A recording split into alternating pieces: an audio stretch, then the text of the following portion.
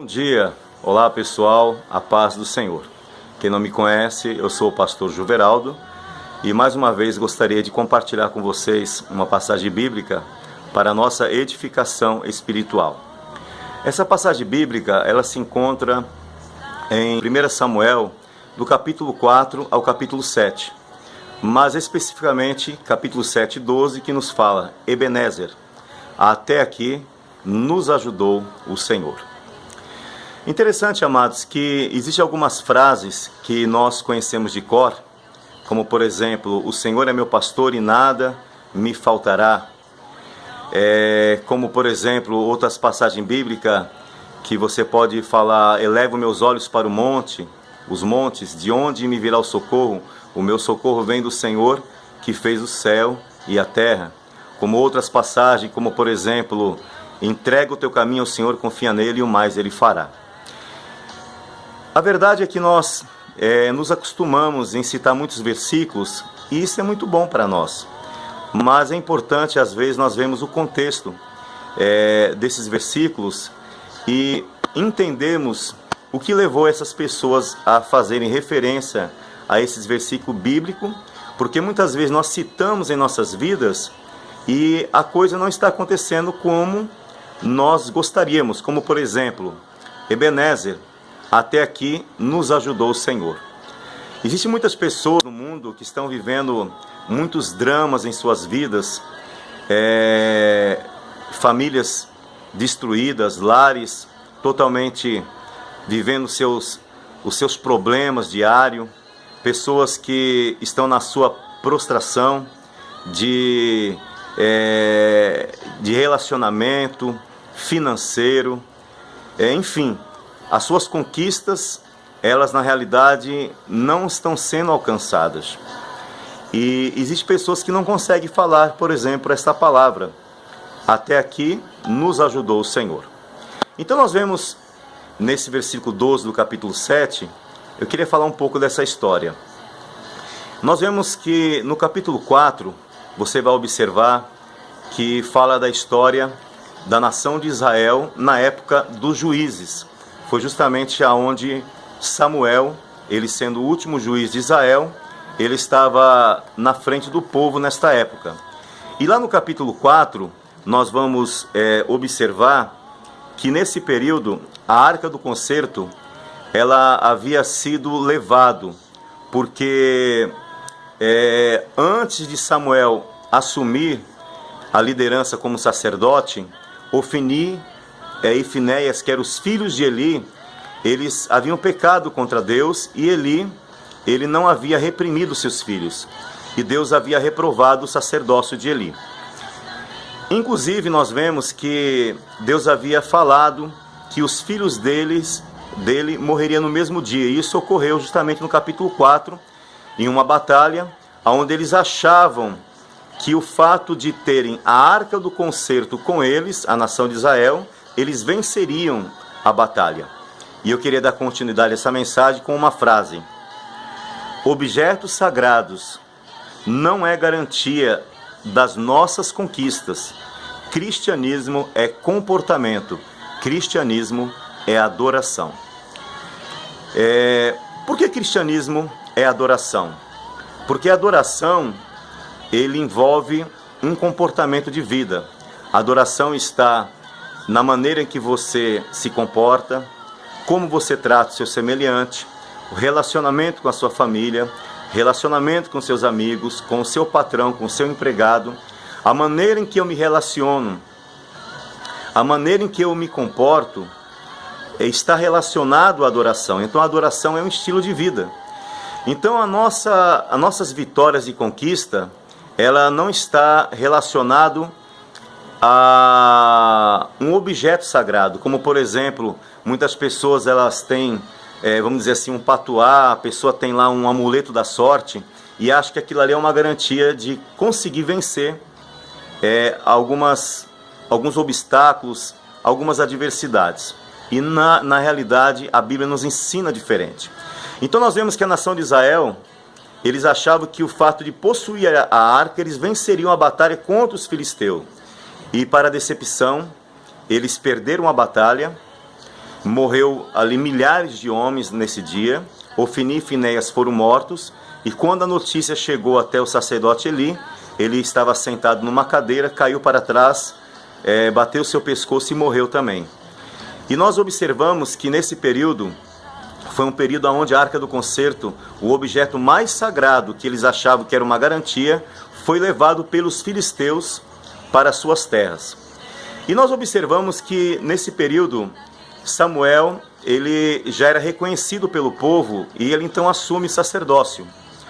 Só que nesse acontecimento, enquanto a arca tinha sido levada, ela foi levada para a casa de Dagon, nas regiões dos filisteus.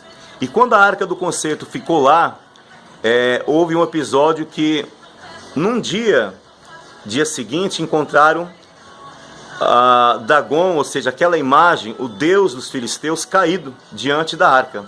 E eles levantaram aquela imagem. No dia seguinte, encontraram novamente aquele deus Dagon, aquela imagem caída com o pescoço quebrado e os limiares dos braços cortados. Então eles entenderam que eles não poderiam possuir um objeto sagrado que era da nação de Israel. E eles temeram por causa disso. Inclusive eles foram feridos de muitas enfermidades, porque apesar de Israel ter falhado com Deus e a Arca do Concerto ter sido roubado, Deus, ele jamais permite que algo que pertence à adoração a ele pertença àqueles que não temem a Deus. Deus, ele não permite que o seu nome venha cair por terra, que a sua palavra caia por terra. Pelo contrário, ele diz assim: eu velo pela minha palavra. Aquela Arca do Concerto não pertencia aos inimigos, então eles decidem mandar aquela arca para um outro lugar, e eles enviaram aquela arca para Bet-Semes. E quando chegou naquela região de Bet-Semes, aquelas pessoas que estavam ali pegaram a arca, até alguns sacerdotes levaram para suas localidades, e ali novamente acontece algo. Eles abrem a Arca do Concerto e na hora muitos deles morreram e foram feridos. E eles então disseram: não podemos ficar com essa arca, temos que mandar de volta para o povo de Israel. E a arca, ela foi enviada para Kiriat Jearim, aonde ali eles consagraram um homem chamado Eleazar, e a Arca do Concerto ficou ali em sua casa durante 20 anos. E nesse período de 20 anos o povo suspirava, o povo clamava ao Senhor. E ali, nesse período, Samuel então chegou para a nação de Israel e falou assim: olha, vocês precisam mudar as suas atitudes, porque na época que Eli estava na liderança do sacerdócio, a nação de Israel voltou-se para outros deuses, se afastaram do Senhor. Quando Samuel assume, boa parte do povo voltou-se para Deus, mas nem todos. Então nós vemos que Samuel, vendo o povo que clamava, suspirava, ele falou assim: vocês têm que fazer alguma coisa, vocês têm que fazer a parte de vocês. E lá no capítulo 7, do versículo 13 ao 12, Samuel então aconselha o povo a fazer a seguinte atitude. Primeiro, se vocês voltarem a Deus de todo o vosso coração. Segundo, tirar do meio de vós os deuses estranhos. Inclusive, se você olhar lá em Êxodo, no capítulo 20, versículo 3 e 4, você vai ver que Deus, ele não aceita a idolatria. Mas isso é um outro assunto. Terceiro lugar, preparai o vosso coração. Quarto lugar, e servir somente a ele. Você observa que a nação de Israel tomar algumas atitudes, dar alguns passos, uma mudança, um comportamento. Repetindo, voltar-se para Deus, tirar do meio a idolatria, preparar o coração e servir somente a ele. Então Samuel falou assim: então eu orarei por vós. Quando o povo começou a fazer isso, tomou essa atitude de tirar os deuses estranhos do meio deles, voltar-se para Deus, servir ao Senhor, nesse interim ocorreu mais uma investida dos filisteus contra eles. Então Samuel, ele vai e intercede pelo povo, e ele faz um sacrifício a Deus. E durante aquele sacrifício, a Bíblia nos fala lá no capítulo 7, do versículo 10, que o Senhor trovejou naquele dia, e trovejou com grande estampido. Ou seja, naquele momento, os inimigos vinham, e Deus então enviou aquela chuva, enviou aquele trovejo, e eles foram aterrados, os filisteus, diante dos filhos de Israel. Ou seja, os filhos de Israel não tiveram que fazer quase nada concernente a lutar. O que eles tiveram é que eles tinham que voltar-se para Deus. Ou seja, eles fizeram essa parte, voltaram-se para Deus, a adoração verdadeira. Mas os inimigos, Deus é quem humilhou eles diante da nação de Israel. E nesse acontecimento, então, entre Sem e Mispa, 2 cidades, Samuel pega uma pedra e colocou aquela pedra representava um marco de acontecimento, um divisor de águas, e nali ele falou assim, Ebenezer, que a palavra Ebenezer significa pedra de auxílio. Até aqui nos ajudou o Senhor. Então nós vemos que os inimigos, eles foram embora para as suas casas, não entraram mais na terra de Israel, e Israel ficou em paz durante muitos anos.